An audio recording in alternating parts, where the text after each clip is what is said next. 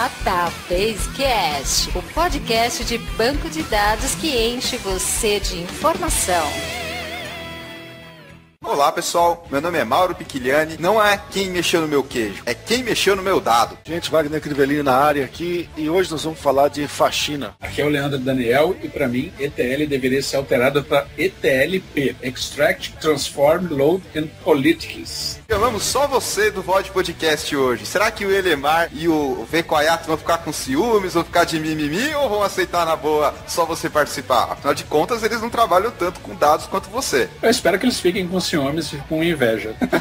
Wagner está vendo aqui que agora a gente já está quebrando relações, ou seja, em vez de chamar o podcast inteiro como convidado, a gente chama uma pessoa só.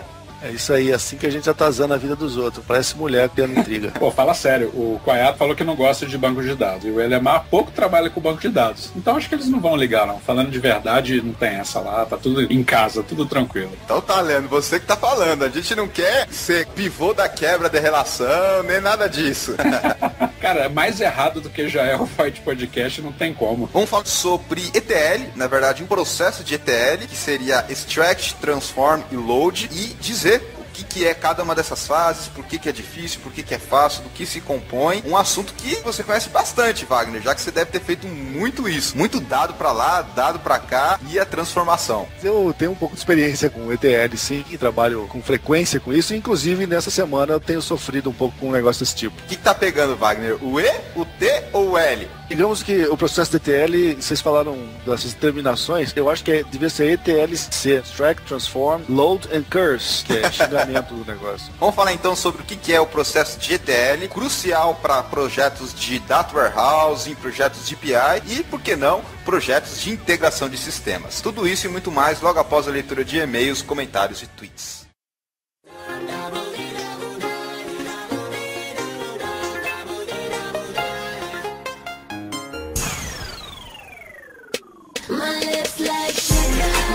Wagner, chegou a hora da gente fazer a interatividade e ler os comentários, e-mails e tweets que mandaram pra gente. Mas antes, um pequeno aviso. Lembra daquele livro que eu lancei chamado Conversando sobre Banco de Dados, que fez uma curadoria dos meus artigos de master e separou as 75 melhores colunas? Com certeza, Mauro. Lembro sempre disso aí. Então, ele foi lançado pelo site Clube de Autores, um self-publishing, e eu consegui bater uma meta de vendas muito importante. E só pra você ter uma ideia, o meu livro lá ficou entre os top 10 livros mais vendidos da categoria de ciências exatas. Meus parabéns, cara. Muito legal isso. Obrigado. O total dá aproximadamente 690 páginas. É um conteúdo bem interessante. Custa R$ 9,90 no formato PDF ou R$ 55 no formato impresso. Então, quem se interessou por esse conteúdo que aborda banco de dados, SQL Server, carreira, até informações não técnicas, tem o link aí no nosso programa para vocês adquirirem o livro. Antes que eu me esqueça, Wagner, vamos comentar sobre a promoção que a gente tinha feito no episódio anterior, onde os ouvintes deveriam fazer desenhos comigo ou com você e mandar pra gente para concorrer a camisetas. Como é que foi o feedback dessa promoção, Wagner?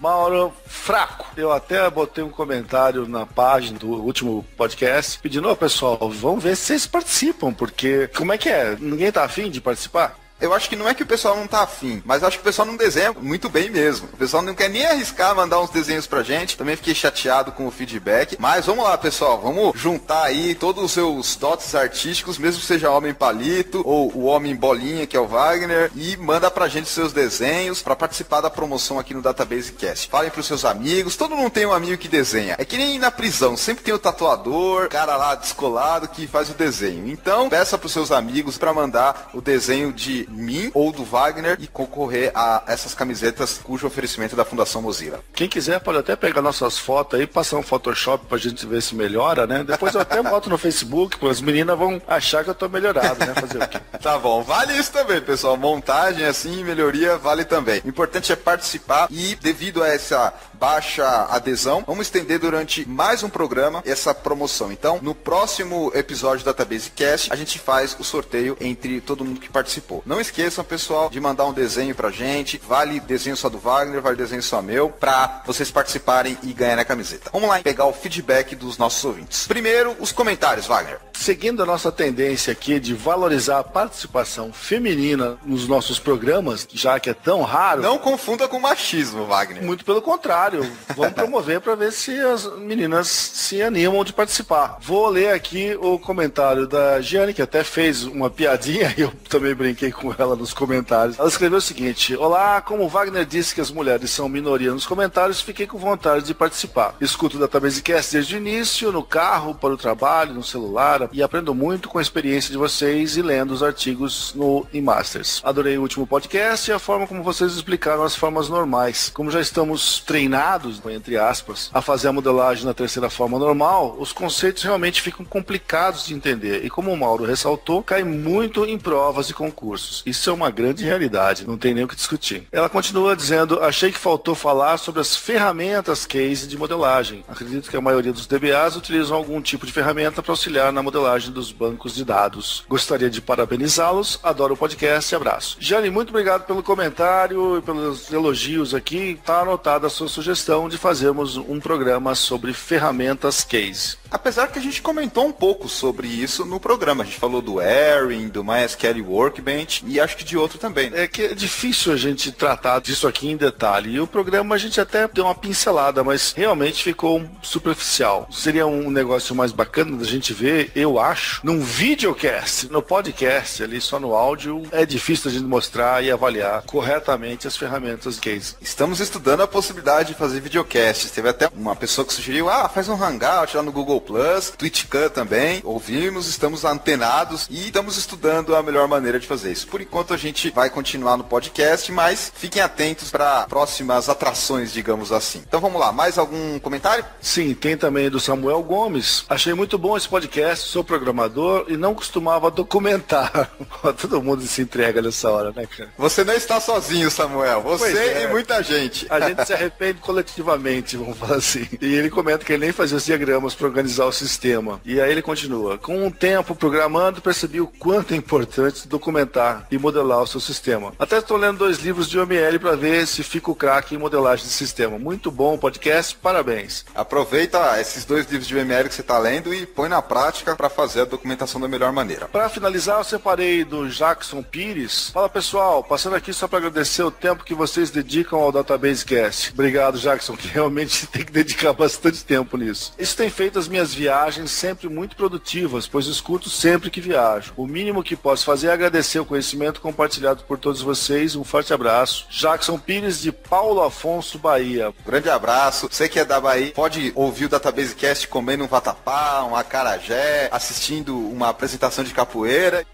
Eu não vou nem falar que se ele for uma micareta com um negócio desse no ouvido, acho que ele não vai entender muita não coisa. Dá. Muita sacanagem. Valeu, Jackson. Obrigado. Obrigado, Jackson. Vamos para os e-mails, então. Recebemos vários e-mails. Eu separei alguns aqui que são em relação ao episódio anterior. O primeiro é do Caio Lima. Boa noite, amigos Mauro e Wagner. Excelente programa sobre modelagem de dados. Lembrei dos meus tempos de colégio técnico, estudando ADABAS. Aliás, você conhece ADABAS, Wagner? Então, cara, esse treco só existe no Brasil e na Alemanha. Não sei se você sabe disso. O ADABAS é o banco de dados do SAP, não é isso? O ADABAS é de um grupo anterior à criação do SAP. Depois, não sei se eles compraram ou se juntaram, que raio que foi. Mas esse treco existe aí há décadas. Só no Brasil que vendeu esse bagulho aí, além de vender na própria Alemanha, que esse é um software alemão. E na época do início dos bancos de dados em mainframe, era um dos pouquíssimos concorrentes que os bancos de dados da IBM tinham. No caso era IMS que ele concorria. Mas é um negócio bem antigo, vamos dizer assim. Eu não sei da evolução do software, só estou falando que ele nasceu há muito tempo. Aqui no Brasil é conhecido, tem bastante gente que usa ainda. Continuando aqui então,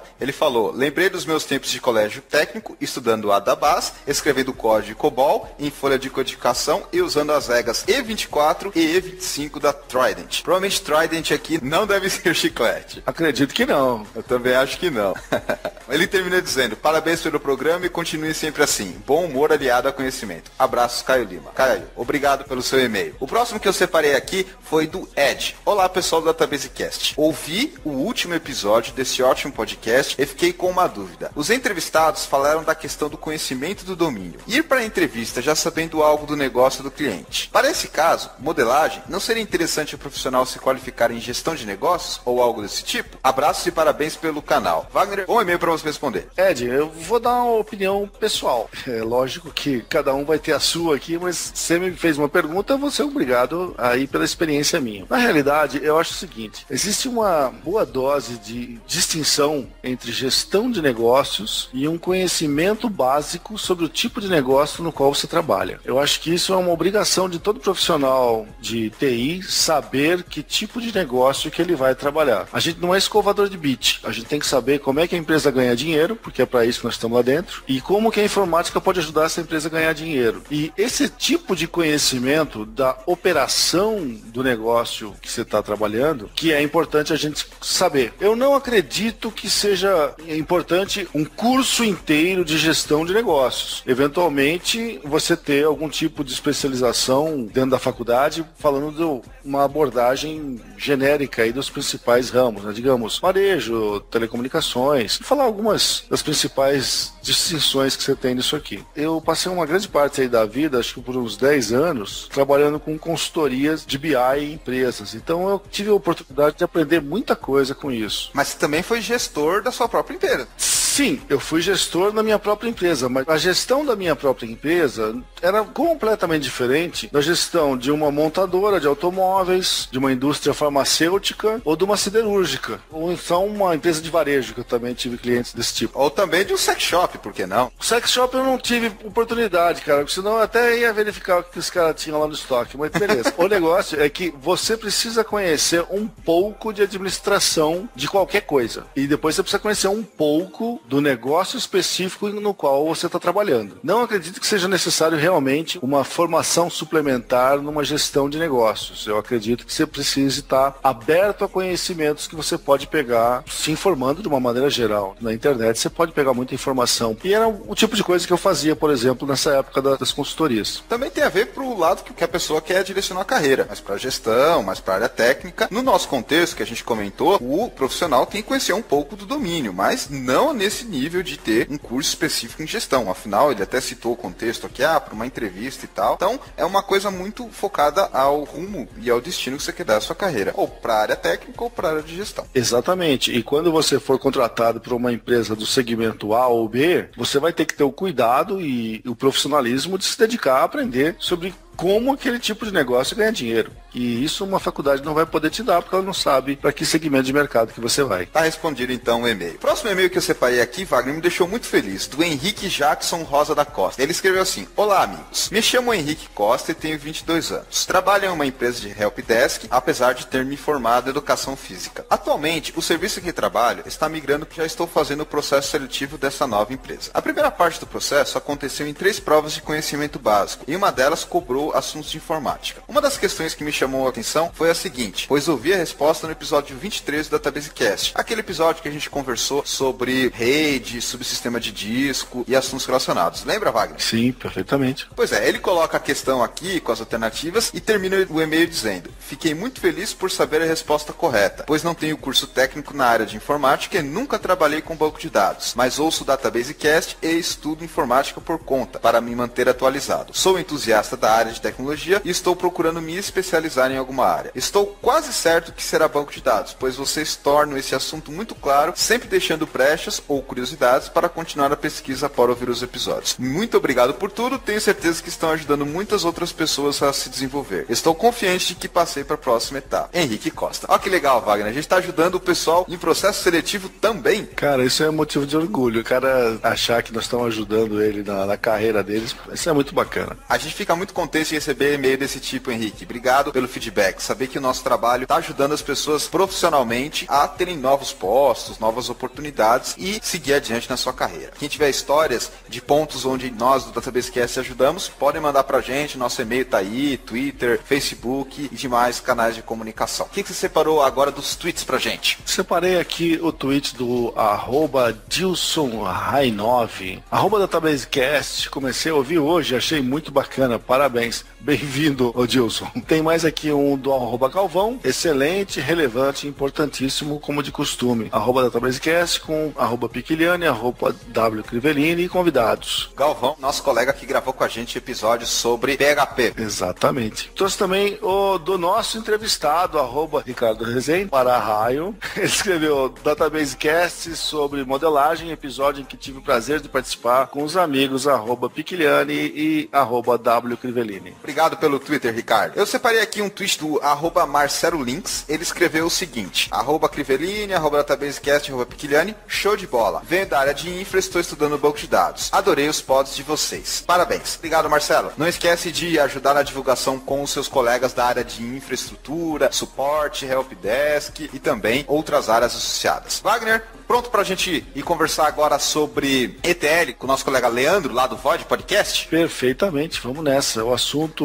é interessante, pouca gente trabalha muito com isso, principalmente DBA não tem tanta experiência assim, mas eu acho que a gente conseguiu fazer um bom programa. Então isso aí, pessoal, fiquem aí com esse episódio sobre ETL, um assunto muito importante, que não se dá a devida atenção a ele, mas que está envolvido no dia a dia de muita gente que trabalha com banco de dados e programação.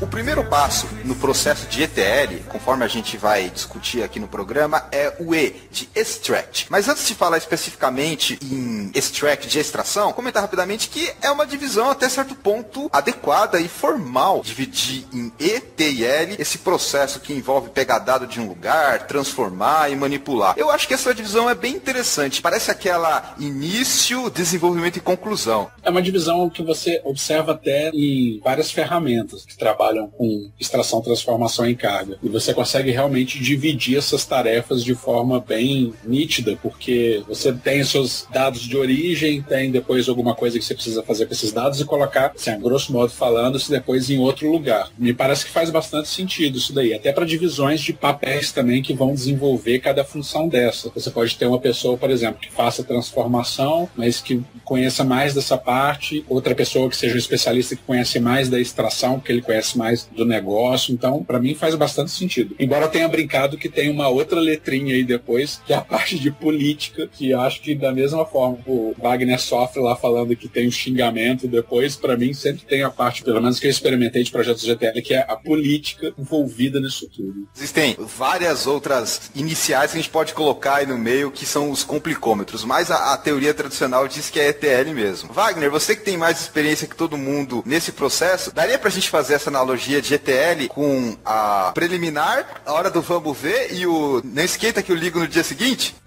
Bom, eu não acho que a gente consegue chegar num negócio tão suave dessa maneira, mas eu também concordo que o processo de ETL, o nome já é bem didático até, e ele tende a ser dessa maneira também, ele tende a fluir de uma forma fácil da gente entender. O problema é fazer esse negócio acontecer. A teoria é muito bonita, mas na hora H as coisas ficam meio complicadas. E já ouvi falar de um monte de coisa, a gente fala ETL, outros pretendem que seja ELT, fazer o load e depois transformar dentro da base. Tem um monte de propostas de tecnologias aí, vamos dizer, pulando aí no mercado, mas o ETL é o mais tradicional mesmo. O negócio é carregar e depois fazer as transformações necessárias. É interessante a gente destacar nesse ponto inicial, para quem não conhece esse processo ETL, que é aquele trabalho mais braçal, digamos assim, onde você precisa deixar o dado pronto para aí você poder começar a fazer alguma coisa. E, geralmente o processo ETL está no início de projetos grandes como de BI ou mesmo projetos de integração entre sistemas diferentes. É bem por aí, Leandro? O processo ETL está sempre no começo? Eu gosto de pensar nele no começo e, por que não, mantido durante os outros passos do projeto. Porque, afinal de contas, se você for pensar em termos de projetos de BI especificamente, sem o ETL você não tem como chegar nos finalmente, digamos assim. Não só projetos de ETL, acho que como você muito bem colocou, para integrações também. Onde eu trabalho trabalho, assim, o principal uso de ETL, no final das contas, é para integrações. Você até tem criação de data marts no caminho, base de dados operacionais, chamada ODS, Operational Data Storage, e só que você tem sempre o ETL como um pedacinho, geralmente inicial mesmo, que vai começar grande processo depois, ou de integração, ou de data warehouse, de data mining, de data mart, seja lá o que for. E é interessante que, embora seja um pedacinho, ele por si só não é fim de nada, ele é só um pedacinho de alguma coisa muito maior, ele é uma coisa que requer um trabalho, uma atenção toda especial, muito comum, assim, você ter verdadeiras brigas numéricas na empresa, com, o dado está errado, mas estava errado na fonte, não, está errado porque transformou errado, porque não pegou do lugar. Então, é um pedacinho, bem pequeno dentro do todo que ele faz parte, mas é muito importante. Geralmente, ele é o cara de início mesmo para começar a startar toda a transformação da informação para todo o caminho que ela precisa fazer. E às vezes ele é definido no início do projeto, é executado e continua sendo executado. Ou seja, os passos de ETL em si, eles são contínuos, principalmente quando a gente fala em Data Warehouse ou projetos de BI, que são o famoso mês-1, ou seja, os passos do ETL, eles se repetem quando há necessidade desse tipo de carga, digamos assim, assíncrona, ou quem sabe até de forma síncrona, mas enfim, uma vez que você define lá, eles vão sendo continuamente executados durante todo o projeto, porque afinal de contas existem fluxos de dados que você tem que trabalhar nesse processo. Exatamente. Inclusive as ferramentas hoje, a maioria delas já tem recursos para que você faça essa carga de dados de forma paralela, vamos dizer assim, ou assíncrona. Até as ferramentas mais simples, vamos dizer assim, que estão no mercado, inclusive as que entram no pacote da Microsoft, por exemplo, já trabalham dessa maneira também. E eu acho que é uma grande vantagem. A gente ganha muito tempo fazendo o trabalho dessa maneira. E uma das coisas importantes do processo ETL é que ele é puramente técnico, mas ele acaba envolvendo outras pessoas. Então você vai precisar de usuário, às vezes, de especialista no domínio, ou próprio analista de sistemas, e outras pessoas, e aí talvez envolva um pouco daquele aspecto político que o Leandro comentou, para realmente conseguir. Ele não é uma coisa estritamente técnica, que você consegue fazer, por exemplo, quando você já tem a especificação pronta. Ele é um aspecto que, com a especificação, ajuda bastante, mas tem o envolvimento de pessoas, muitas vezes, não técnicas. Nossa, eu diria que a menor parte de um projeto de ETL é o técnico, pelo menos em todas as situações que eu participei, porque em cada fase do que você está fazendo, você precisa de ter um conhecimento muito bom, assim, de negócio, você vai ter que ter uma pessoa com um perfil um pouco mais, assim, de investigação, porque geralmente, cara, o analista de ETL, o analista de BI, seja quem for colocado para fazer isso daí, geralmente é um cara que vai ter que investigar muito com os outros usuários, com os especialistas de negócio para entender como buscar isso daí. Difícil, assim, você conseguir fechar tudo, amarrar, não, vamos começar já a fazer o desenho e tudo, você vai ter muito mais trabalho. E eu acho que é interessante, você falou de D-1, dessas características que sempre tem DL, eu queria particularmente perguntar pro Wagner, pode falar, Wagner, confessa, o maior terror de ETL é quando vem falando que vai ter o tal D0. Cara, e é utópico, não vou muito longe. Ontem eu estava fazendo fechamento de uma aplicação de BI de um cliente aqui da empresa onde eu trabalho. Por algum motivo, deu um erro aí no processo e eu estava executando um pacote ETL que estava pronto. Fique claro esse detalhe. Ontem deu um pequeno problema, fechamento de fevereiro, deu um número, abriram um ticket reclamando. Olha, não fechou, não está correto, o BI não está correto. Beleza, vamos rodar hoje. Vamos rodar fevereiro hoje. Os números mudaram, tanto no BI quanto no sistema da onde distraiu. Então, cara, se com D-1 o negócio já é complicado, você imagina quando botar tudo isso para funcionar online. É ridículo, não tem o que fazer. Eu não digo nem online, assim, nem se aquela coisa intraday, não, mas tipo, final do dia, vai, tipo, rodar, fazer o D0 no final do dia, já é algo complicadíssimo. Geralmente você depende de N sistemas e você tem que garantir que todo mundo vai executar a sua parte e geralmente você precisa esperar todo mundo executar tudo e tá tudo certinho para você começar a sua. Então é sempre aquela coisa tensa, assim, de nossa, será que vai dar? A gente vai ter a janela para rodar, não vai rodar? Se rodar tem que conferir, tem que ter, sei lá, uma reconciliação. Nossa, a coisa vai longe. Esse processo de ETL tem tanta coisa por trás que às vezes até gera assim um arrepio na espinha quando vem um gerente de projeto e fala, é simples, é só fazer um depara daqui para lá e tá bom. Não tem uma compreensão da complexidade que pode ser gerado pelas essas três letrinhas, ETL e depara. Quando eu ouço depara assim para um gerente de projeto, eu falo,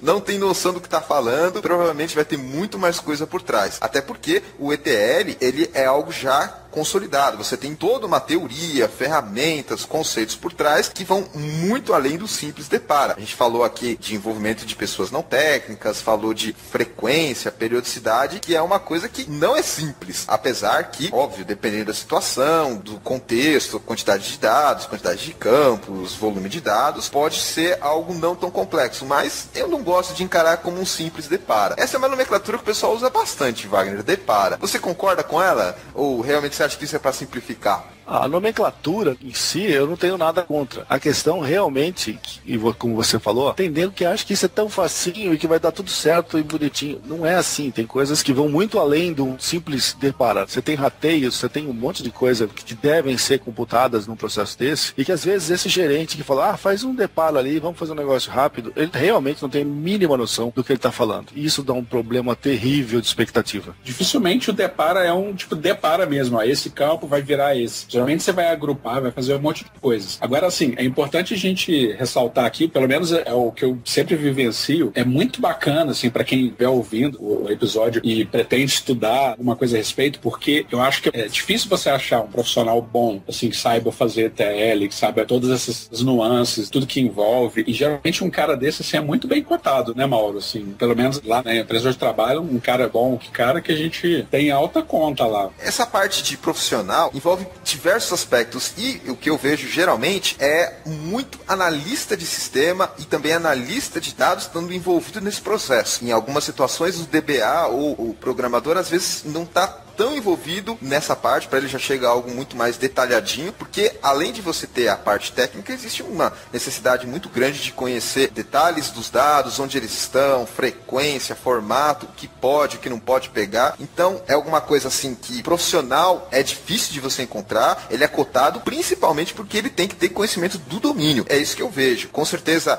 profissionais que estão já mexendo com sistemas há muito tempo têm uma noção dos dados, às vezes não dos dados brutos que estão armazenados, mas do fluxo de dados, que é difícil para um profissional técnico ter, profissional que está trabalhando diretamente com a tecnologia. Mas realmente, são profissionais difíceis de achar, e eu destaco que eles são realmente complicados de achar e de se ter assim disponível, porque precisa conhecimento do domínio. O famoso caso do RP. Você pega um RP, ele faz trocentas coisas, um monte, e você tem uma pessoa que conhece como ele já foi customizado, quais são os campos, quais são os dados, o processo, todo aquele conhecimento do domínio, isso é crucial para fazer TL. E às vezes esse profissional que é muito mais complicado de se achar e também de você ter ele à mão do que o pessoal técnico. Leandro, acontece isso com você também ou só eu que tenho essa visão que realmente processos de ETL focam muito mais no analista de negócio, no pessoal que tem conhecimento do que na parte técnica? E por isso que eu acho que a competência da pessoa envolvida no processo é muito influenciada por esse conhecimento do domínio. Tem que ser uma pessoa com uma senioridade, alguém que já teve,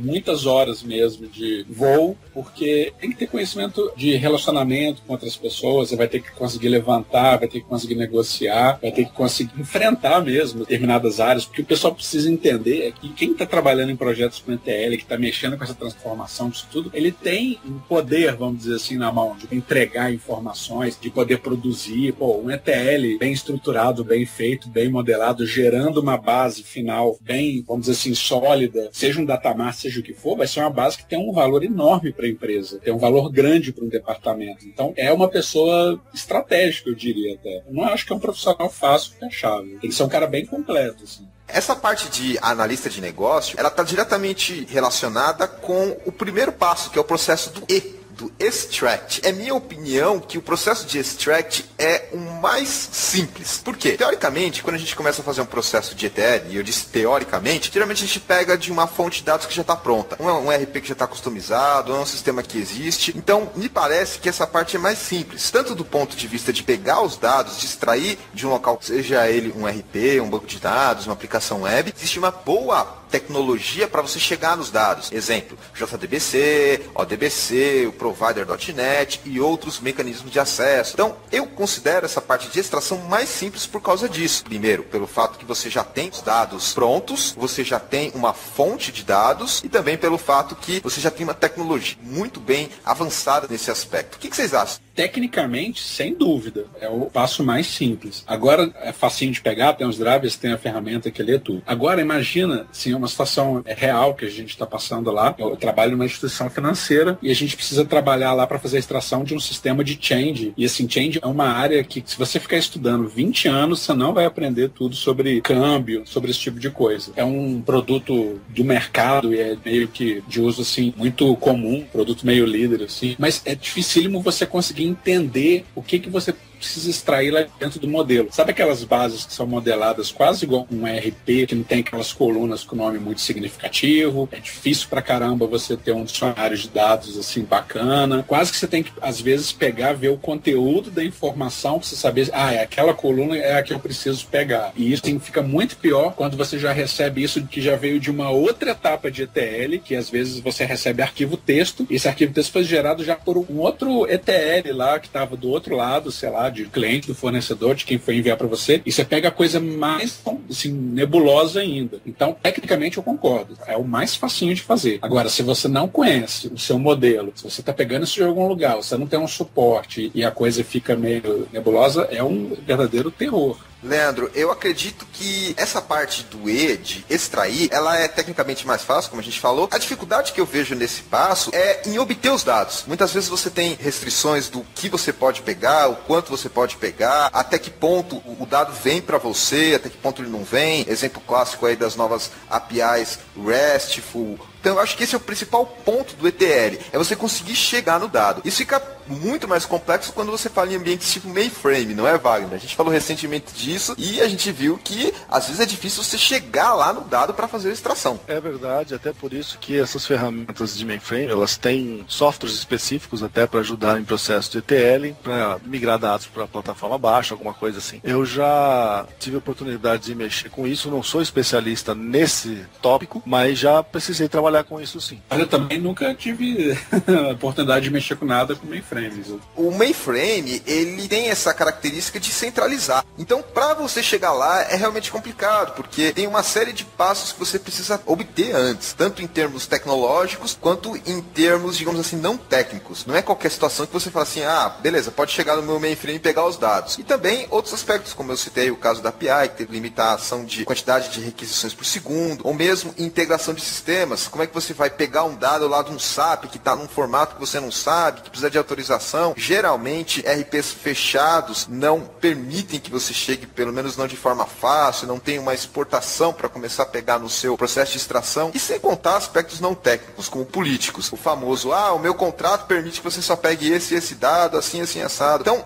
essa parte de extração, eu acho que é muito mais complexo você conseguir chegar, ter a permissão, ter o acesso para pegar o dado, do que realmente fazer a carga. Como a gente falou, a tecnologia já está bem evoluída, já tem muita ferramenta, muito processo que te ajuda para jogar de um lado para o outro. Que basicamente é isso que faz o extract, é pegar de um lado para o outro. Digamos assim que ele é inversamente proporcional àquele processo que a gente falou, ou seja, o processo do cortejo, do chaveco é muito mais difícil e o processo de extração é muito mais fácil. Em linhas gerais, acho que sim, acho que é isso mesmo. Eu tenho a ideia que o processo de extração é um dos mais frustrantes que você tem, porque ele realmente parece que vai ser a coisa mais fácil do mundo, só que no mundo real tem um pequenino problema. Muita gente não tem documentação de sistema, aí você vai procurar o que você precisa, você não sabe onde é que tá, você não sabe que tabela que você busca, você não sabe que banco que tá, que esquema que funciona, que campo que você precisa, aí, velho, começa as complicações da extração. Isso dá uma dor de cabeça monstro quando a gente vai trabalhar em projetos de ETL. Muitas vezes você tem aquele especialista que está na empresa, está no banco, mas nem sempre o cara domina o que ele está falando que ele domina, cara. É muito complicado, já passei muitas vezes por isso. ETL realmente tem esse aspecto, como o Wagner falou, de aspecto pessoal, não técnico, que a impacta muito. Eu lembro que nos primeiros processos de ETL que eu estive envolvido, foi logo no começo da internet, se não me engano, 99, 2000, um pouco antes da bolha, e tinha a necessidade de integrar dados que vinham de uma incorporadora. Para quem não sabe, as construções civis de prédio tem esse tipo de parceria. Você tem a construtora e tem a incorporadora, e realmente quem faz a venda. E aí você tinha os dados da empresa de vendas, que era onde eu estava alocado, e os dados da incorporadora. E era um parto para fazer esse tipo de integração, porque a incorporadora vinha num formato, tinha que fazer milhares de reuniões só para saber como vai ser o acesso, o que vai fazer. Esse aspecto realmente consumiu muito da parte de interação humana, digamos assim, para efetivamente a gente conseguir extrair, que era só simplesmente chegar lá e pegar. Não era nem fazer nenhum trabalho, nem fazer um deparo ainda, nada. Era só pegar. Uma complexidade, porque envolvia muito pessoas, que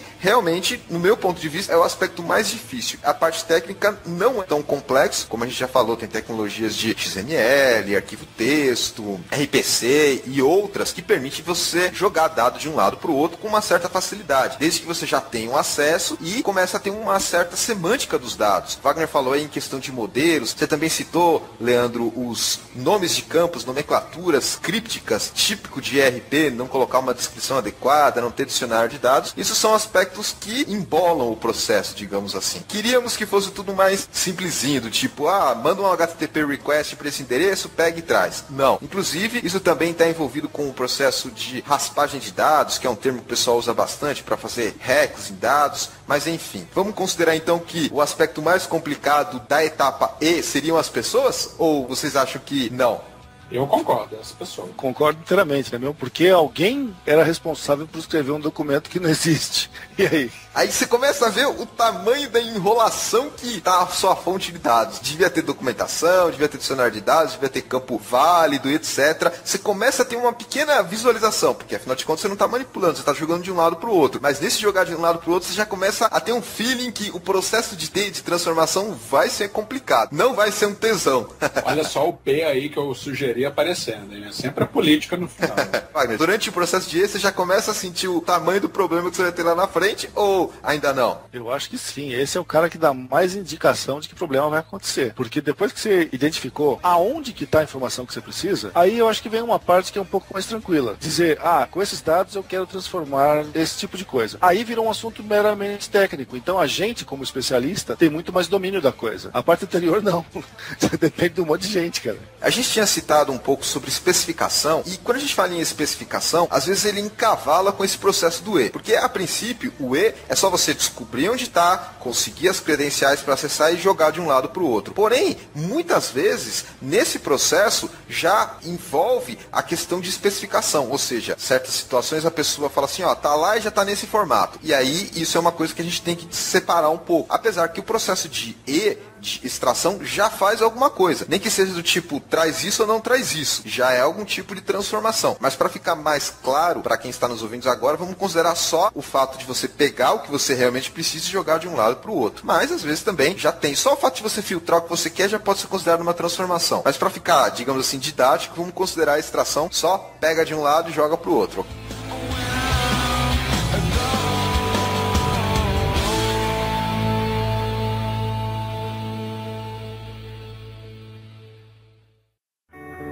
Please come now, I think I'm falling, holding on to what I think is safe. It seems I found the road to nowhere, and I'm trying to escape. Vamos supor que a gente já fez a nossa extração, a gente já tem os dados onde a gente quer que eles estejam para a gente começar a fazer o D, que vai ser a transformação. Essa parte, na minha opinião, começa a ser a mais complexa. Wagner, você já achou que o processo de transformação é mais simples que o processo de extração? Eu acho que Mauro, porque como eu falei, no processo de transformação, acaba sendo um negócio mais técnico. Você sabe aonde você quer chegar, então o teu feeling, a tua experiência profissional te indica para que lado você vai. Então você não depende de muita gente, dá para você se virar sozinho. Aí as coisas estão mais sob o seu controle. Eu acho que o processo de D é bem mais complexo do que o processo de E, porque se a gente for pensar do ponto de vista gerencial, o processo de extração envolve chegar nos dados, conectividade, rede, firewall, essas coisas, ter a credencial de acesso e pegar de um lado para o outro. Por isso que eu acho que é mais simples. Já o processo de transformação envolve especificação e conhecimento do domínio. Aquele negócio que a gente falou de conhecer o que é o campo, saber os seus tamanhos. E por isso que eu acho que está mais complexo do que o processo de extração. E você, Leandro, se você pudesse quantificar em termos de dificuldade e esforço, o que demanda mais? O E ou o T? Vamos imaginar assim, o cara já teve toda a dificuldade de modelagem, de extração e todo esse conhecimento que ele tem que ter. Ele vai somar isso daí, já pensando também no que ele vai precisar depois, que ele precisa transformar e tudo. Dependendo da situação, vamos dizer que ele esteja trabalhando para fazer um ETL, para fazer uma carga de algo que ele não pode levar para o sistema final de uma forma muito específica. Ele tem que levar de uma forma mais genérica para aquilo conseguir atender mais áreas, para atender de forma mais genérica outras áreas. Então ele vai ter que pensar bastante também nessa fase de transformação para saber o que ele tem que fazer. Às vezes, se você simplesmente vai fazer um stage, vai jogar, vai espelhar, vai meio que pegar, fazer poucas transformações e jogar, tudo bem. Mas se você tem que pensar, não, tem que tornar isso aqui algo, vamos dizer assim, consumível por N consumidores. Não pode ser muito específico de um negócio, pois não vai servir para outras áreas. Que o grande barato de você transformar, fazer a integração de sistemas ou prover bases para uso assim, extenso por outras áreas, é você conseguir fazer algo que realmente seja útil e consumível por diversas áreas. Senão vai ficar um negócio muito fechado, vira coisa muito específica e focada. Você tocou num assunto que é a base da minha argumentação, Leandro. Sempre a briga é essa. Né? A transformação já foi muito mais pensada do que a extração. Então, quando o nego te contratou, ele sabe o que precisa ser feito. Então, ele te dá um detalhamento suficientemente bom para você saber o que precisa ser feito com o dado. Por isso que eu falei, a partir daí virou questão técnica. Você faz as transformações, você sabe onde tem que chegar. Então, fica mais fácil pra gente entrar no jogo e sair fazendo o que a gente sabe. Considerando um cenário, digamos assim, adequado, onde você já tem a especificação, onde você às vezes não precisa voltar pro E de novo, porque também acontece. Você chega no processo de transformação, faltou isso, não veio isso. Então, considerando que você tenha a especificação um pouco mais detalhada, a pessoa sabe o que você quer, o processo de ter no seu argumento, o Wagner, é que ele fica facilitado por causa disso. Nossa, direto tem essa de ter que voltar pro E. Nossa, direto. É o famoso caso de dar um passinho pra frente, 2 passinhos pra trás? Não diria 2 passos pra trás, assim, mas... Diria 10? Um pulo grande. Não sei, de repente o Wagner pode falar melhor, assim. Não, na minha opinião é assim também. Vendo o que o cara precisa, você acaba percebendo outras coisas que faltaram. O processo de transformação, geralmente, ele é mais estudado e mais pensado, porque o cliente, ele sabe que aquilo lá vai ser a parte mais cara do processo. Então ele acaba dedicando um pouco mais de atenção àquilo e te dá um pouco mais de informação para você fazer o trabalho que você precisa. Lógico que nem sempre é completo. Como vocês falaram, sempre tem essas idas e vindas. Isso é frequente. Eu mesmo estava trabalhando num pacote ETL semana passada, que me passaram uma especificação e eu sabia onde é que eu tinha que chegar, em determinados indicadores. Só que os campos que são base de cálculo dos indicadores não estavam vindo no ETL. Ninguém tinha pensado nisso. Então, lógico, eu tive que voltar para trás e fazer essa correção. Mas acontece que, como eu já sabia aonde eu precisava chegar e eu verifiquei o que eu precisava ter para chegar naquilo, eu mesmo posso tomar essa decisão e refazer, entendeu? Por isso que eu acho que a gente tem mais controle nessa fase. Eu tava pensando aqui, enquanto o Wagner tava falando, acho que a coisa que geralmente é o que dá mais trabalho no processo de ETL é quando tem datas que estão envolvidas. É você conseguir carregar nas datas corretas. Eu não sei se você já teve muita experiência, assim, de ter que fazer isso, Wagner. Tá falando da manipulação do tipo de dados que envolve data ou data de prazo, de entrega de projeto, essas coisas? Porque os dois são complicados. Boa pergunta, mas eu tava falando no tipo date time, vamos colocar assim. Geralmente é o que vai orientar tudo, assim, com relação a janelas de carga que você tem que fazer. Vamos dizer que é um ETL que vai ser sendo continuamente executado, você vai executar ele diariamente ou em janelas de tempo, sei lá, para atender um projeto D-1, D0, seja lá o que for. O campo data de todas as suas transações, de todas as suas tabelas, geralmente é o grande complicômetro, assim. É o ponto de atenção. É os campinhos lá date time, de repente você tem que criar outros campos, assim, para marcar quando você fez a extração, marcar se teve uma atualização, se você vai atualizar, não. Aí eu queria até perguntar pro Wagner se já pediram muito essa questão, tem que fazer um ETL, tem que manter depois uma coisa histórica. Cara, isso é um negócio dificílimo, assim, de fazer. Muito complicado você manter uma base, assim, historizada. E realmente, cara, eu tava tratando disso ontem. Geralmente, quando você faz um processo de ETL, você carrega os seus dados para uma tabela temporária, que muitas vezes o pessoal chama de ODS. Essa, inclusive, a gente tem lá, assim, a ODS, um componente importantíssimo pra gente. Sim. Lá. Também numa área de staging, que o Leandro até comentou. Staging, exatamente. A gente tem os ODS e tem os staging para fazer o trabalho. O pessoal queria manter histórico na tabela do ODS. Eu falei, gente, mas peraí, não é bem por aí. Esse negócio não é uma grande ideia você ficar mantendo histórico no que é para ser temporário. Você que é histórico, bota direto no Data Warehouse. Poxa, cara, mas aí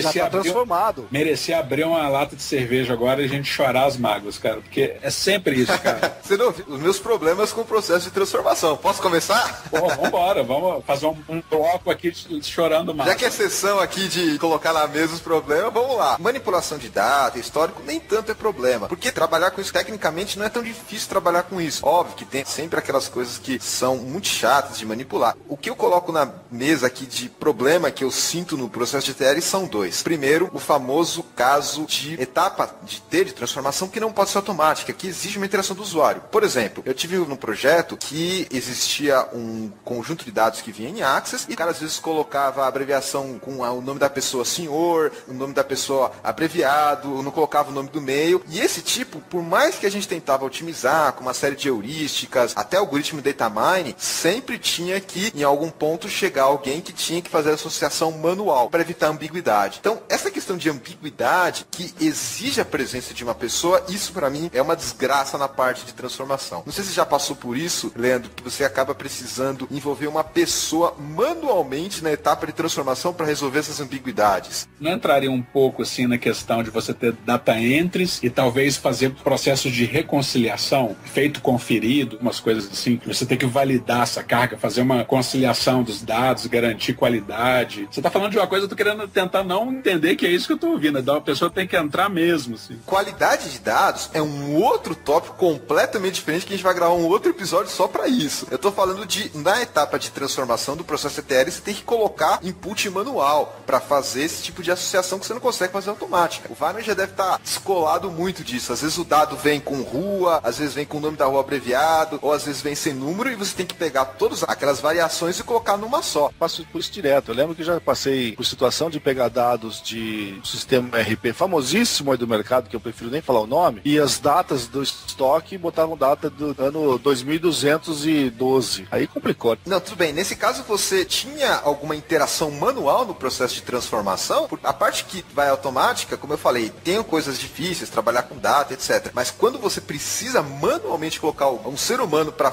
realizar, para retirar as ambiguidades, aí para mim que eu acho que é o parto. Você está falando de ter o processo manual. Eu te confesso que eu nunca peguei uma situação dessa. Mas quando você tem ETL e essas coisas rodam em janelas, geralmente precisa processar isso de madrugada e tudo, é muito comum, tem muita empresa que tem um cara que é o operador, que fica lá de madrugada apertando o botão mesmo, assim, tipo, aperta o botão ali, faz isso. Eu já vi o cara ter que entrar assim com um data entry, fazer todo o processinho, mas é um cara que é quase que um integrador, assim, automático, só que humano. Geralmente é o carinha que tá lá, trabalha de madrugada, tem uma responsabilidade, assim, incrível, porque se dá errado a carga que ele fez, se dá errado alguma coisa. Depois é um estresse danado e ele tem que anotar tudo que ele deu, mas acho que eu nunca peguei um processo humano do cara ter que ir lá e acertar tudo antes de parar, pô, é bem complicado. O ideal é que o ETL seja tudo automático, mas eu já peguei processo, como você tem nesse caso, que não tem jeito, tem que ter um ser humano para tirar a desambiguidade, por mais que você coloque inteligência no negócio, como eu falei, data mining, algoritmos de associação automáticos e um monte de coisa. Tenta cercar, sei lá, 95% dos casos, mas os 5% não tem jeito. Desse projeto que eu estava envolvido, precisava ter um ser humano para resolver as ambiguidades. Eu já participei de processos desse tipo de ETL, mas aí é identificação de erro que aconteceu no processo de ETL. Nós verificávamos algum erro no processamento e tinha que ir um coitado lá e sair vasculhando o dado para saber por que deu um número tão esdrúxulo. Isso é uma dor de cabeça monstruosa, cara, não tem jeito. E tem que ser humano mesmo. E o cara é bom, porque senão não acha. Então, mas isso era depois do L, eu tô falando durante o T, entendeu? Na parte de transformação tem que ter um input manual. Aí realmente fora do propósito, não tem como. Eu acho que o Mauro foi o felizardo aí. Por isso que eu falei, isso pra mim é complicado. Trabalhar com dados, essas coisas é tranquilo. E tem outro aspecto também que às vezes não se fala, mas que você consegue descobrir na parte do T da transformação, que é o caso do estorno. Por quê? Quando ocorre um estorno, o ideal é que ele não passe para a carga do load, que seria o próximo passo. Você pare ele ali na parte do T. Porque se você conseguir identificar isso, você não vai mandar a venda e já o estorno. Então, essa parte de estorno e transação cancelada que acaba vindo, realmente, no processo de ETL dá um pouco de trabalho. Vocês já tiveram dificuldade de manipular isso ou não? Eu trabalhando em banco, tem isso direto, né? Só que para banco é um pouquinho mais diferente, um pouquinho mais fácil, dependendo do contexto, um pouco mais difícil, porque tudo vai ser um lançamento. Mesmo um lançamento de estorno é um lançamento. Você não ignora nada, entendeu? Então, o que é o problema? O grande problema que tem disso daí? Tudo é um lançamento, mesmo que foi um estorno. Só que você, geralmente, em instituição financeira, você precisa fazer a tal de reconciliação depois e também precisa fazer o que é pior, é a reconciliação contábil. Então, aí que vem o problema. Você ter um estorno retroativo ou um estorno feito D-2, isso aí que realmente complica para você conseguir equalizar isso tudo. Mas o estorno para lançamento financeiro geralmente vai como o lançamento de algo que foi certo. Eu nunca tive a experiência de trabalhar assim com, sei lá, e-commerce, alguma coisa do tipo. Eu estou trabalhando num cliente que eu peguei o bonde andando, o negócio está tudo funcionando, e daí apareceu um estorno de devolução que não estava previsto no ETL. Cara, foi um salseiro para fazer a aplicação reconhecer esse negócio que eu vou falar para você. Esse é um dos problemas clássicos que ocorrem, principalmente quando a gente está trabalhando com o OLAP, porque o OLAP tem que já estar com os dados consolidados, tudo certinho. Então, às vezes, você precisa fazer esse tratamento. O Leandro também comentou que, às vezes, no processo de ETL, é complicado manipular datas, fazer manipulação de outros tipos de dados, mas eu coloquei aqui as principais tarefas do processo de transformação. Complementar dados, converter, modificar, limpar, associar, juntar, agregar, modificar e outras manipulações. Desses eu só queria destacar aqui a questão da limpeza de dados, também chamada de data cleanse, às vezes é um dos mais complicados. Inclusive já existem ferramentas específicas para isso. Já, inclusive é muito comum, esse jargão que eu já ouvi mais, não sei se é a mesma coisa que vocês já ouviram, é saneamento de dados que eles falam. É basicamente a tradução do data cleanse. É, mais ou menos assim. Eu já trabalhei. Na verdade, você não precisa ir muito longe para ver isso. Uma coisa muito comum de acontecer, você precisa ter um ambiente de desenvolvimento. Então é muito comum você trazer parte dos dados, às vezes você tem cargas de ETL, alguma coisa assim, para gerar dados para desenvolvimento. Então esses dados precisam receber algum tratamento, né? Além de limpeza, geralmente mascaramento também das informações, valores, esse tipo de coisa. Tudo isso está envolvido no de transformação. Essa parte de data cleansing é tão complexa que dá pra gente gravar um episódio inteiro do DatabaseCast sobre isso. Agora, essa parte que você falou de mascarar, de trocar dados por questões de confidencialidade, para preparar a base de testes, também é complicadinha. E às vezes acontece no T de transformação. Nesses casos, já é mais difícil colocar a implementação automática, mas dá um trabalho grande. Você já fez isso, Wagner? Fazer algum tipo de mascaramento ou fazer alguma troca de valores reais nos dados para quando chegue dados de teste não sejam os dados reais no ambiente de desenvolvimento, por exemplo? Não, eu não cheguei a ter essa questão aí, mas tem muito cliente que confidencialidade de dados é um negócio muito importante. Você tem que assinar até que você vai para cadeia se aquilo lá vazar. Então isso é comum de acontecer, mas eu não cheguei a trabalhar com nada tão sensível assim. Eu sei que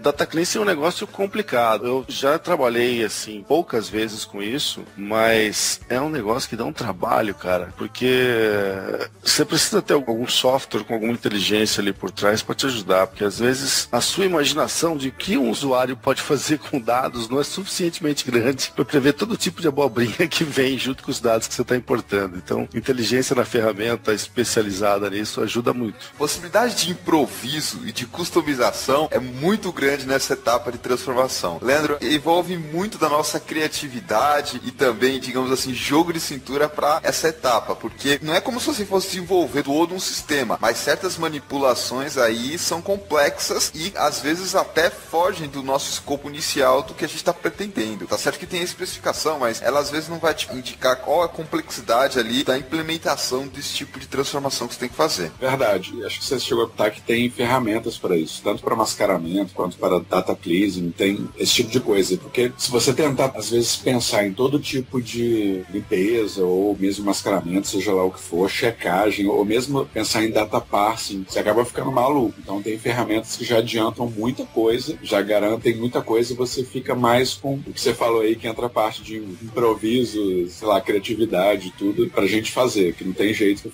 ferramenta nenhuma vai ser 100%. All I think is safe. Do you know what's worth fighting for when it's not worth dying for? Vamos falar da terceira letrinha aí, agora é a parte do L, a carga de inglês load. O load, Wagner, é os finalmente. Depois que aconteceu o show da transformação, vem a carga dos dados, onde a gente tem que pegar e jogar tudo que a gente fez para nosso destino. Se no extract a gente tinha a fonte de dados, no load a gente tem o destino. É a famosa parte do para. Como a gente falou na frase do depara, agora a gente tem o para. Quando a gente vai falar sobre load, meio que já tá tudo mapeado, onde a gente tem que jogar. Muitas vezes é um mesmo local que a gente está lendo. Às vezes você lê de um lugar e joga para o mesmo lugar, ou às vezes muda só uma configuração de banco de dados, uma coisa simples. Geralmente é isso, ou passa para uma base de stage, ou passa para uma base já final, ou você está simplesmente fazendo um tipo de espelhamento, replace. Pelo menos eu nunca participei de nada muito diferente disso. Geralmente quando chega no load, você já passou por todas as etapas mais difíceis e agora é ir pro abraço. Né? Você também acha, Wagner, que o load é a parte mais fácil do processo? Concordo. Quando chegar nessa última parte, nós já fizemos tudo que precisava ser feito. O que eu acho engraçado é que às vezes os procedimentos que a gente cria faz o transform e o load no mesmo pacote. A gente nem percebe, mas você prepara todos os dados e só uma sentençazinha ali, um insert que vai para a tabela fato que você queria. Você citou aí a tabela fato, Wagner, nos processos de data warehouse, que às vezes envolvem as tabelas de dimensão, tabela fato, mas também acontece as inserções no load em sistemas mais complexos, que tem lá o seu relacionamento. E às vezes isso é uma coisa muito chata de fazer. Saber a ordem correta de inserir para respeitar a chave primária, a chave estrangeira, isso é algo que pode gerar um problema muito grande. As ferramentas ajudam bastante, mas eu já passei em situações que eu precisava saber onde eu devo inserir primeiro para não violar as chaves primárias estrangeiras dos relacionamentos. Já aconteceu isso com vocês também? Tem que conhecer essa ordem e dar uma boa estudada lá no modelo de dados para saber como é que vai ser esse tipo de inserção no destino? Eu já participei assim. Você desligar essas constraints todas, desligar tudo, porque você está usando uma base meio que de stages, quase uma base temporária. Depois que é feita essa carga, aí vai ser feita uma série de processos que aí nem está mais dentro do ETL, são rotinas, processos grandes que são feitos, e aí já trabalha numa base que não tem nenhum tipo de constraint ligado, nenhum tipo de chave primária, então ela simplesmente cai num repositório e aí você consegue trabalhar. Mas já vi também essa situação de você ter que entender qual que é a ordem que você tem que usar. Agora, o interessante é que na fase de load, a gente tem uma oportunidade muito boa de meio que depurar, vamos dizer assim, debugar o trabalho que foi feito antes. Porque todo mundo fala em programação, depuração é um negócio muito fácil. Mas quando a gente chega em banco de dados e a gente fala em cargas e tudo, essa parte de como que você debuga um erro, como é que você sabe se tem uma falha, se tem... é um negócio complicadíssimo. E geralmente na fase de load, você também consegue dar uma validada nisso. Porque você consegue ver quais são, vamos dizer assim, os result sets que foram gerados. Então você pode ter uma noção, pelo menos assim, de contagem, ó, eu esperava ter, sei lá, 5.000 registros aqui, e tá chegando os 3.000 só. Então tá chegando mais. Uma forma isso foi duplicado. Então a fase de load também permite você fazer esse tipo de coisa. Quando você fez já a extração, transformou tudo e vai fazer a carga, você vai ter que ler esses record sets, todos esses datasets todos, e você consegue também ter uma ideia disso daí. Então, cara, esse negócio de definir a sequência de inserção de dados por causa das constraints é um negócio muito importante. A gente acaba não dando a devida atenção a isso, mas precisa. Desligar as restrições, como é a forma mais antiga que tem de abordar esse problema, é um negócio que eu não gosto de fazer, cara, porque em algum momento você vai ter que validar os dados que você inseriu quando você desligou as restrições, e elas garantem a qualidade dos dados que vão entrar. Se você desligou elas, você está assumindo, bateu no peito e falou, deixa comigo que a qualidade sou eu que garanto. Uma coisa muito engraçada que já aconteceu comigo é que a gente se preocupa com essa questão das restrições e sequências de inserção e tudo mais quando a gente está passando os dados em produção. Em desenvolvimento é pior, cara. Você já tentou apagar a tabela fato? Puta, a hora que você vê, você está fazendo tudo errado, porque a sequência é muito importante, tem um monte de coisas ali por trás. Se for um modelo dimensional, que é um modelo muito simples, é até tranquilo. Você tem a tabela fato e as dimensões você apaga na sequência que você quiser. E quando é um tal do floco de neve, Jesus, cara, é um martírio. Você tem que prestar muita atenção no que você vai fazer para poder apagar os dados no ambiente de desenvolvimento.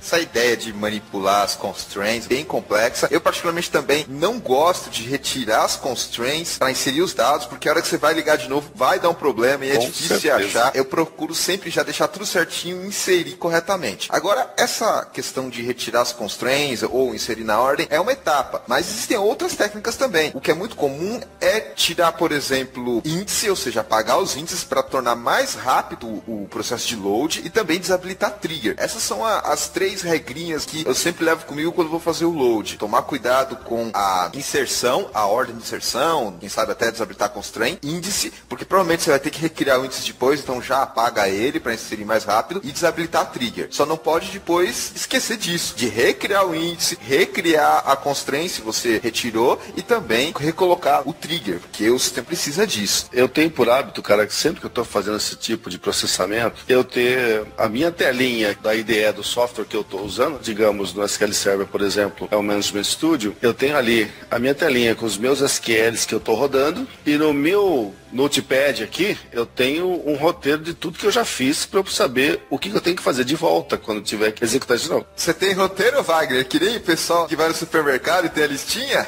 Não é exatamente a listinha, mas a ideia é mesmo, porque ele faz um memorial de tudo que eu já fiz, porque senão você vai esquecer alguma coisa, cara. Você vai esquecer. Não adianta. Por mais simples que seja o modelo, sempre tem algumas nuances e aí algumas bobagens no meio. E você acaba se confundindo. Você está depurando o modelo que você vai botar para produção. Você desliga alguma coisa e depois precisa lembrar que você desligou, o que precisa fazer de volta. Aquele erro que aconteceu é por causa do problema que você está procurando ou por causa de uma coisa que você deixou para trás que você esqueceu de reabilitar? É tipo aquela, onde é que eu deixei a cola da dentadura, cadê a minha bengala?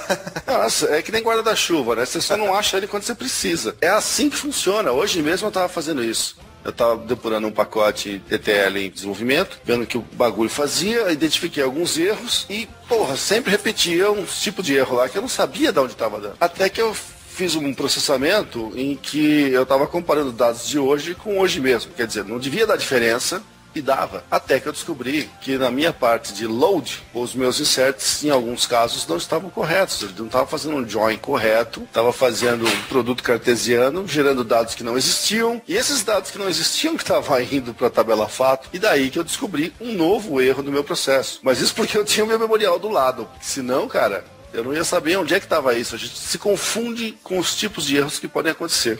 Que beleza, hein, Wagner? Esse roteirinho que você falou é muito importante para debugar. Geralmente o que eu faço é colocar no script, passo 1, passo 2. Agora quando trabalhando com ferramenta de ETL que tem interface gráfica, aí é procurar documentar em outro lugar. Ô Wagner, quanto custa esse memorial aí seu? Tu custa?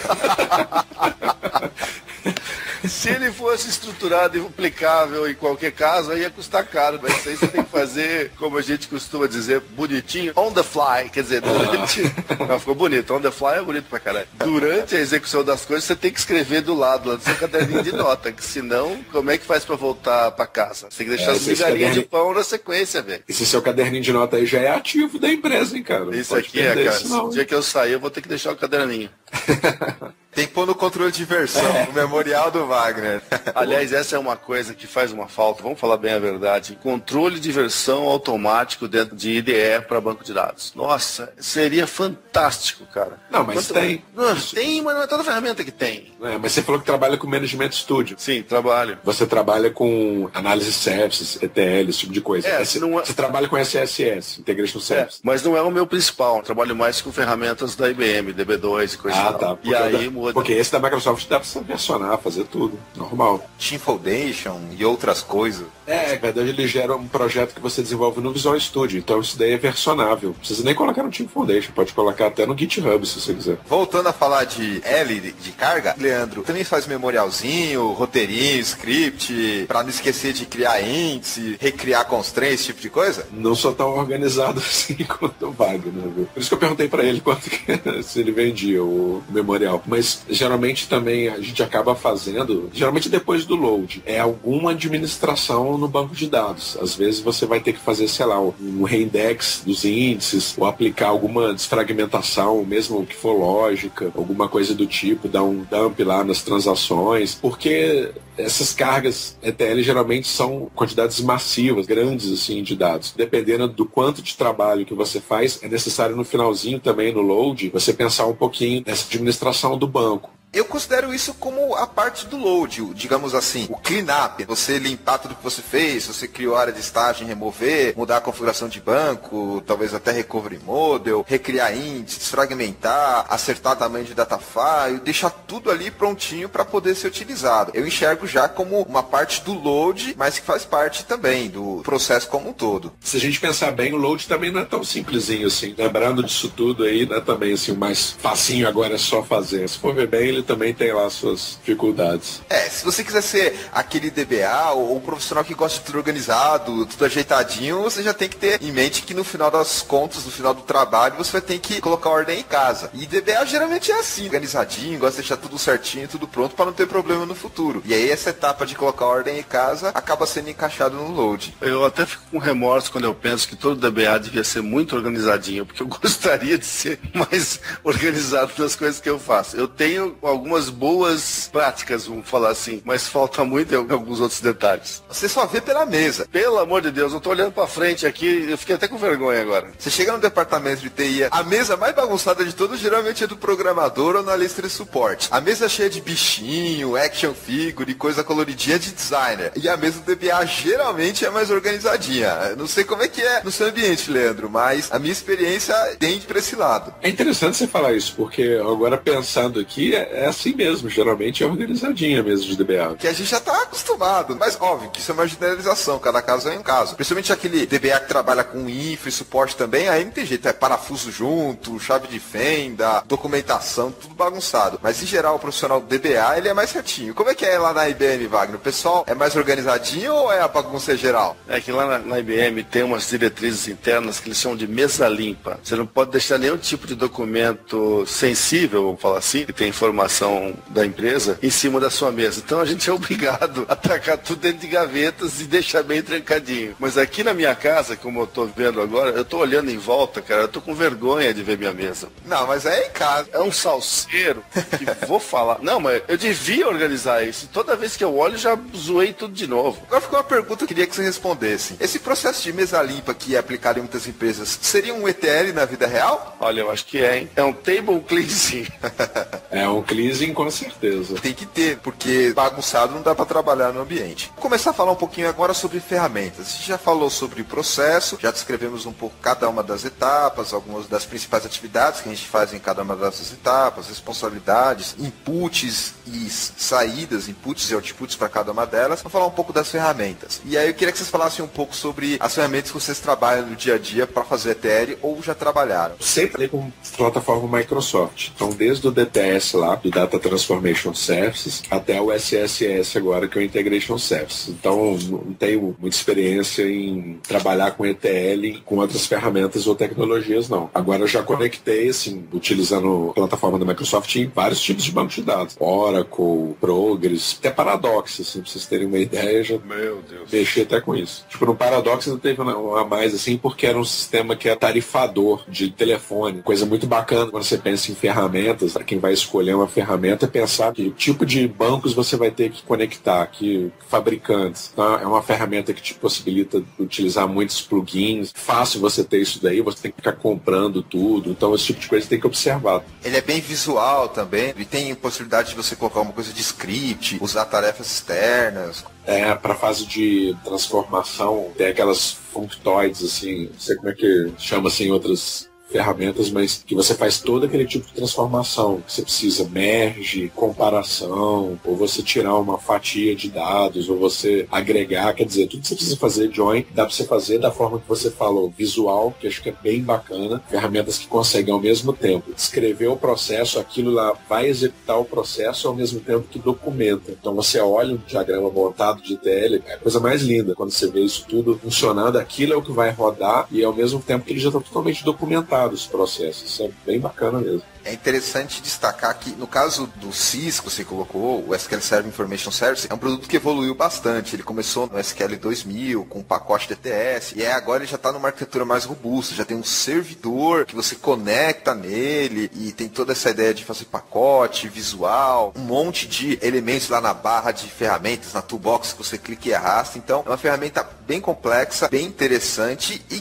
que dá um certo alívio para quem trabalha só com código, até porque o processo ETL em muitas situações é tudo custom made, principalmente o pessoal lá do Unix, do Linux, é tudo script, não tem essa colocação dentro do pacote só, dentro de uma ferramenta, depende muito de cada contexto. Então, ela é uma ferramenta que, em termos de usabilidade, é muito interessante e dá produtividade. Eu gosto muito, porque se você pensar em evolução do produto, quando saiu o SQL Server 2005, o produto foi praticamente reescrito, ele não é nem a mesma coisa, né? E também a análise service, que também é um produto que começou meio que do zero no 2005. Mas hoje em dia, pensando em SQL Server 2012, a evolução do produto sim, é incrível. A facilidade que você tem para criar um processo ETL, até com a questão que o Wagner colocou, você consegue colocar isso versionado em qualquer repositório de código-fonte. Então você consegue ter o histórico de todos os pacotes que você fez, a evolução dele, e você tem isso tudo integrado dentro de uma IDE comum, que é o Visual Studio, é fantástico. Assim. Eu acho muito bom. Confesso que é a experiência que eu tive. Não tive contato com outras ferramentas. Acredito que possa até existir ferramentas melhores, assim, mais poderosas ainda que o Integration Service. Em termos de ferramenta, minha experiência maior realmente é com Microsoft. Eu trabalho com isso desde o 2000 e até tocando nesse detalhe do versionamento, isso tem até no DTS do SQL 2000, tinha versionamento dos pacotes. Era mais complicado você controlar a versão dos scripts SQL que se escrevia do que o pacote em si, que já era automático. É uma coisa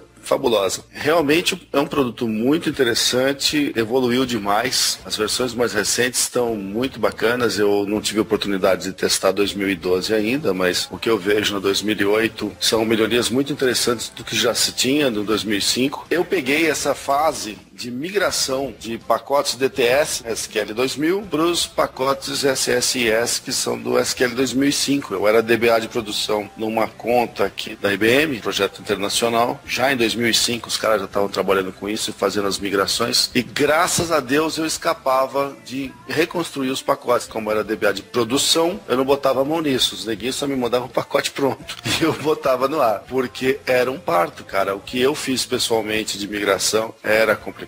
Dava um trabalho terrível de passar de uma versão para outra. Outros ambientes, o que eu usei não foram ferramentas, digamos assim, profissionais. Eu usei o que é normal em qualquer ferramenta, fazer um load, unload, traz dados daqui para lá, faz um determinado tipo de transformação via Store Procedure. E aí é um tipo de recurso que você faz em qualquer ferramenta. Mas algo mais profissional, com um volume de dados mais significativo, eu não cheguei a ter experiência, não. Alguma ferramenta do DB2 específico para fazer TL, Wagner? Existem ferramentas para isso, mas eu pessoalmente nunca trabalhei com elas. Existem ferramentas, inclusive, para fazer migração de dados, por exemplo, do mainframe para um DB2 em AIX, por exemplo, em Unix. É o DB2 Crossloader. Isso tem um monte de coisa. Existem várias versões e várias funcionalidades, vamos falar assim. E todos os elementos da família DB2, que DB2 é um software que roda em qualquer ambiente, em qualquer sistema operacional praticamente. Eu já vi DB2 rodando desde mainframe até Android. O negócio realmente é complicado. E você tem ferramentas para fazer migração de dados entre esses montes de plataforma. Como eu falei, eu nunca trabalhei diretamente com isso, com essas ferramentas. Sei que tem, já li a respeito, mas eu não tenho experiência suficiente para poder dar uma visão geral, assim, e detalhar as diferenças dessas ferramentas com, por exemplo, a ferramenta da Microsoft, que é a nossa referência. Deixa eu citar algumas ferramentas aqui que eu tive a oportunidade de trabalhar. Primeiro vou comentar do Oracle. O Oracle tem o Oracle Datapump, bem interessante também, tem toda essa parte visual, inclusive com uma interface já web, porque o Oracle está seguindo todo esse caminho com o Java. A usabilidade dela não é tão boa quanto da Microsoft e outras ferramentas que eu vou comentar também, mas é bem útil quando você quer tirar dado de um lado para o outro e fazer algumas transformações simples. Em geral, a galera que trabalha com Oracle não tem jeito mesmo. O pessoal faz usando SQL e muito script. Não tem muito essa interface visual como outras ferramentas. Uma outra interessante chama-se Kittle. O nome antigo dele era Spoon e ele é da suíte da Pentaho, ou seja, ele é software livre. Essa suíte da Pentaho, ela pegou várias ferramentas, pegou o servidor OLAP, pegou o Datamine, e para essa parte de ETL ele pegou o Spoon e transformou em Kittle. Ele é muito parecido com o CISO, conecta em um repositório próprio, tem toda aquela toolbox, transformações, fontes de dados, destino, ele faz umas simulações, ele tem o Ctrl+Z que ele volta. É bem interessante, vale a pena quem estiver procurando uma ferramenta de software livre, como ele é software livre e tem a interface Java, você pode rodar em qualquer ambiente, plataforma plataforma Microsoft, Linux ou até no Mac, se você quiser, vale a pena. E como ele faz parte dessa suite, já está integrada com a plataforma deles. Fica aí a dica para quem quiser procurar uma ferramenta bem legal, com interface gráfica, você arrasta os ícones, tem como conectar no repositório ou salvar um arquivo, tem o runtimezinho para você rodar depois lá, onde for ocorrer a transformação. Uma outra ferramenta interessante de software livre também chama-se Talend Open Studio. Essa é uma ferramenta de software livre também, ela possui uma versão paga, aquela ideia, você trabalha com software livre, com funcionalidades básicas, aí você paga um premium, tem mais coisas para você fazer. Também é visual, tem um suporte muito grande de conectores que ele já vem, JDBC e outros. Software livre também, trabalha com várias plataformas. E o diferencial dela é que, além de você ter toda a parte de manipulação que você faz, ele tem uma linguagem de script própria. Então, às vezes você pode fazer, por exemplo, um script na linguagem dele, uma linguagem de alto nível. Às vezes você pode importar um script do shell, se você estiver trabalhando no ambiente Linux, ambiente que você tenha um arquivo com os comandos para o sistema operacional, para fazer carga, você pode importar para dentro dele, para não ficar aquela bagunça de arquivo.sh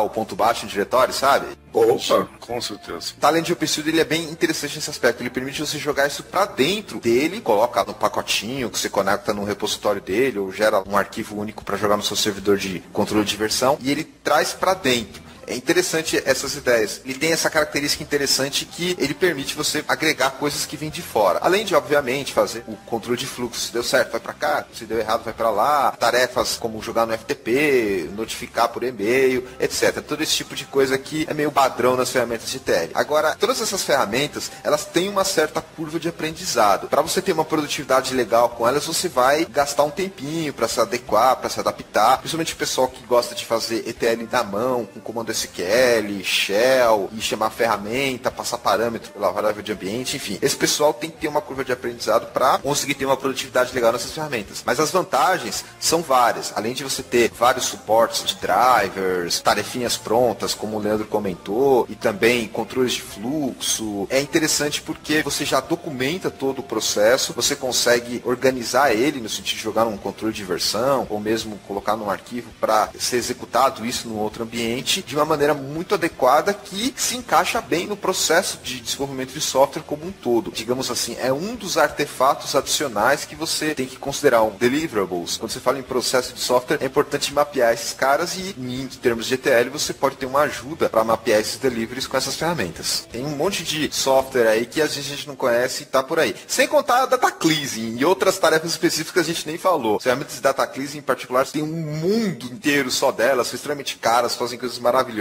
que não foca muito no que a gente está falando aqui. Está na hora de a gente já fechar aqui e queria abrir a oportunidade agora para a gente ter as conclusões finais. Wagner, o que você achou da nossa conversa? Foi interessante comentar sobre ETL. Como é que você vai disponibilizar o seu memorialzinho para indicar onde é que está a cola da dentadura e a bengala? Vou começar pelo memorial. A ideia do memorial é fácil. Cada vez que você for rodar um SQL qualquer, você copia ele para um outro lugar e deixa no roteiro do que você fez. Mas bota comentário, senão você não vai saber para que escrevia aquele monte de coisa que você largou lá. Agora, o que eu achei legal da gente gravar hoje sobre ETL é que é um mercado que está crescendo, já faz anos que existe, já faz mais de 10 anos que isso já é um negócio sério e tem sempre vagas para isso, mas pouca gente conhece quando está na faculdade. E eu acho que é bacana a gente divulgar esse tipo de informação para o pessoal dar a devida atenção a essas oportunidades que estão por aí e começar a se preparar para acompanhar esses mercados assim que estiverem saindo das faculdades. Agradeço aí a atenção do Leandro de vir gravar com a gente. Obrigado pela visita. Foi muito proveitosa a nossa gravação. Leandro, suas considerações finais. Quiser aproveitar e fazer um jabá do Void Podcast, dá uma agulhada no Elemar e no Coiato que não gravaram aqui com a gente. Pô, em primeiro lugar, agradecer muito mesmo assim, pelo convite. Eu fico realmente assim, honrado de ser chamado para participar aqui de novo. Gostei muito desse papo. Muito legal a gente passar essa questão de experiência, ver a experiência do Wagner. Parece que é brincadeira, a gente fala do memorial, mas são pequenas dicas assim que fazem uma diferença enorme para separar esse profissional organizado de um que vai, sabe, sempre fazer umas bobagens, assim. Então, é muito legal essa troca. Queria agradecer mesmo o convite. Acho que é muito importante o Databasecast trazer esse tipo de assunto, porque eu sempre sinto dificuldade de encontrar profissionais que consigam trabalhar com ETL ou trabalhar com extrações ou carga ou esse tipo de coisa. É difícil encontrar. Onde eu trabalho lá é difícil a gente ter esse tipo de skill. É algo que tem um campo muito grande para quem quiser aí se interessar. É algo que que vale acho que muito a pena investir, porque vai dar um retorno bacana. Com isso a gente termina mais um episódio do Database Cast, onde a gente falou sobre ETL, o processo de extrair, transformar e carregar dados associados com sistemas, bancos de dados e afim. Agradecendo a audiência de todos, um grande abraço e até o próximo programa.